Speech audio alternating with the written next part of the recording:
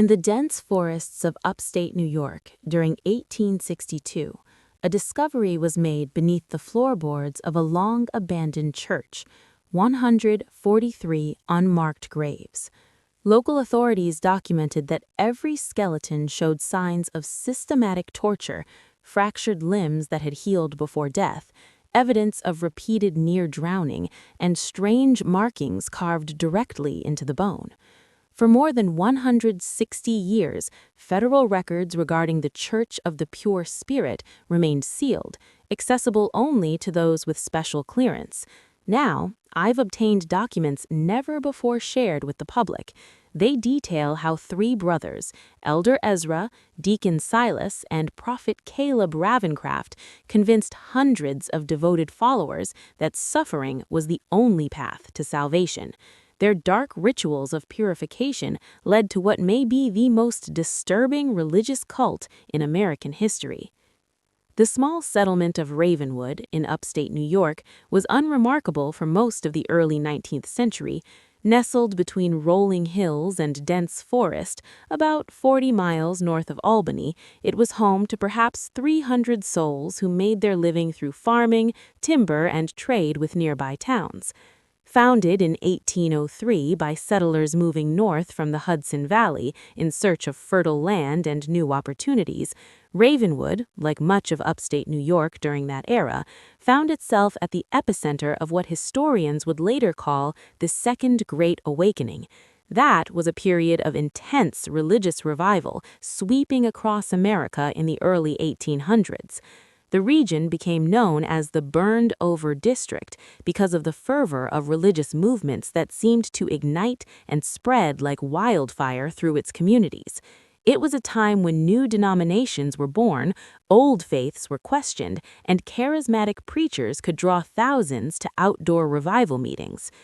Into this spiritual tumult in the summer of 1825 arrived the Ravencroft brothers.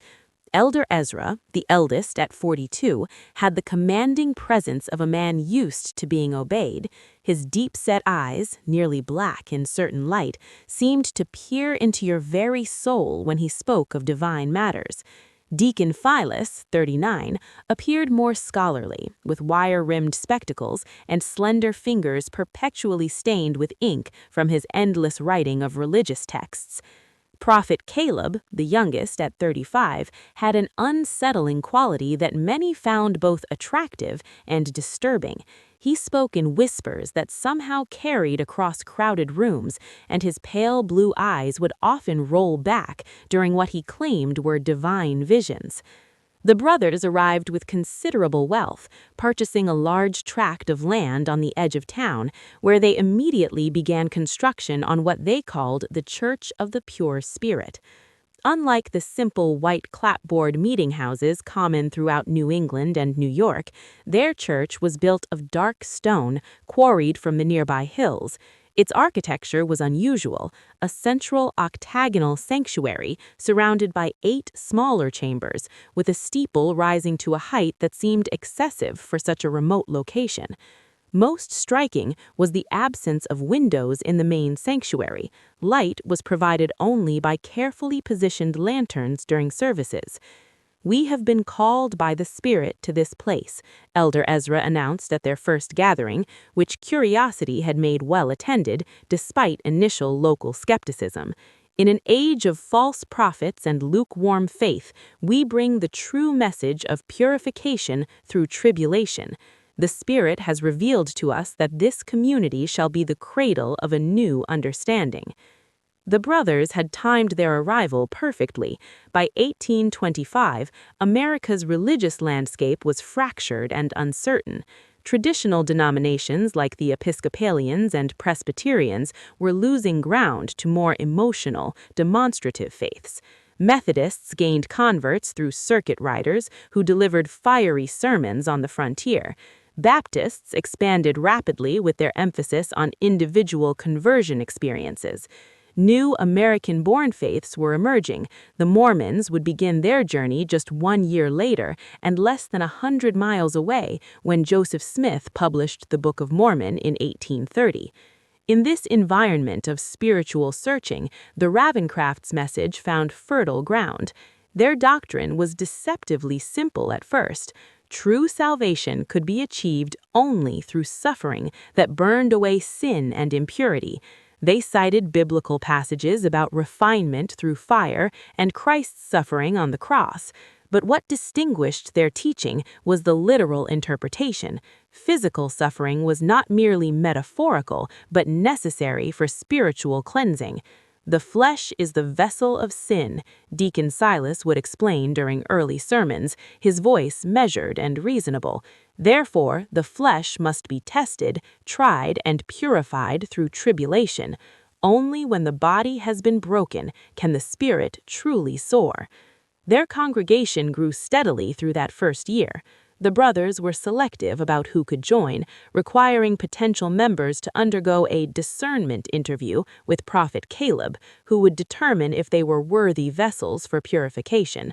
Those accepted came mainly from three groups: the desperately poor seeking community and purpose, the deeply troubled seeking redemption from past sins, and the wealthy seeking spiritual experiences beyond what traditional churches offered. Margaret Wilkins was among the first converts, a widow who had lost her husband and 2 children to scarlet fever the winter before. She had been contemplating ending her life when she encountered Elder Ezra in town.